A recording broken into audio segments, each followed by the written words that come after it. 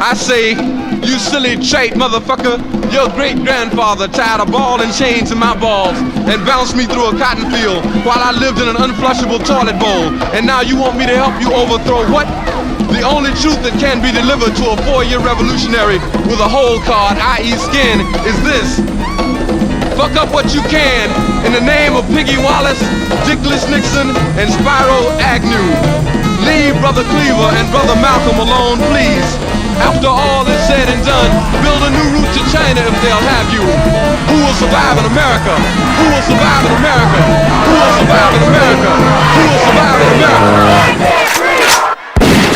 We will shape and mold this country, or it will not be molded and shaped at all anymore. So I don't think you have a choice. How can you be an artist and not reflect? It's true of painters, sculptors, poets, musicians. As far as I'm concerned, it's their choice.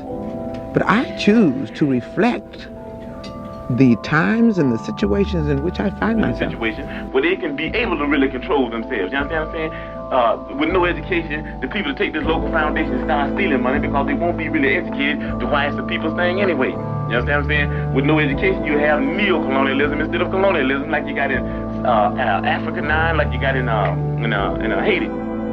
When you know somebody's race, what do you know? Virtually nothing. You add to it all the stereotypical information and all the baggage that goes with race, but you don't know anything about that person.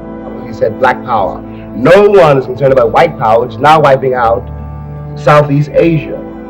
No one is concerned about the white power, which keeps my children in the ghetto, which does not educate my children, except to become inferiors. Love liberates. It doesn't just hold. It is understanding that people want. You know, this country stands for freedom, liberty, justice for all. And it's not happening for all right now. We know full well that racism is still that hound of hell which dogs the tracks of our civilization. We declare our right on this earth to be a man, to be a human being, to be respected as a human being, to be given the rights of a human being in this society, on this earth. And so it's very apparent that the police are only in our community, not for our security, but the security of the business owners in the community, and also to see that the status quo is kept intact. You see nothing but ignorant, knife-tooting, gun-shooting Negroes. You saw your uncle, who was a doctor, your mother, who was a principal. They didn't see that. That's why they scared of me. Put the black king in check. And black people have not understood these dynamics, do you see? Or they knew something was happening and they were begging for it to stop, do you see? But it can't stop.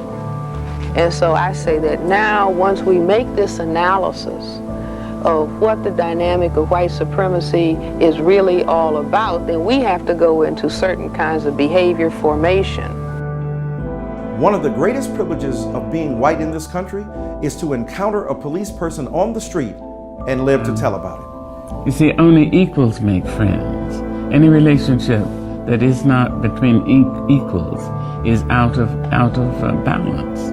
There's maybe paternalism, or maternalism, or do-goodism or something. But if everybody knows something about the African heritage, the African gift to the world, I mean whites as well as blacks, there's a possibility that people might respect each other. In this society where you still own the government, you still own the train station, the railroad plant, the lecture plant, these television cameras, you still make all the food, you control everything, and I'm like a leech on a dog's back.